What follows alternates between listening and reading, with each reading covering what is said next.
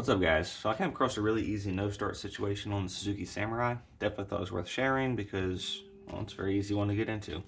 These plugs don't seem to match color to each other. So I would assume that the green plug would go to the green plug. Then the yellow ones would go together, and then the black ones would go together, but that's not the way it works out. So the wiring issue came from this little filter.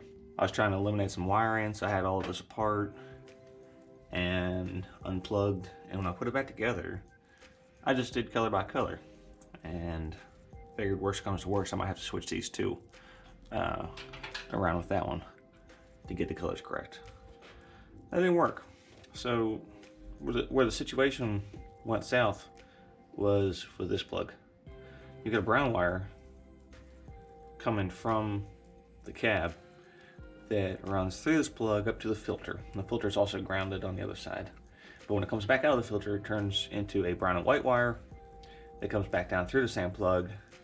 And then from here, it runs up and tees off into these two separate plugs to go to the coil and the distributor somewhere. Yeah, if you don't look at the wiring diagram and you just kind of wing it, it's really easy to get that messed up. I probably spent 15 minutes poking at things thinking that I had a short somewhere or was missing the ground. The Samurai uses some kind of weird wiring called ground switching, I think. It makes some of these things a little bit more complicated because I'm used to positive switching.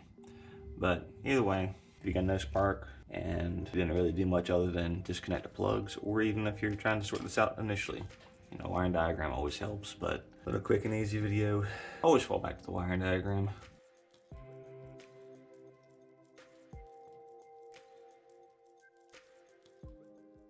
Suzuki Samurai and the funny plugs. Y'all take it easy.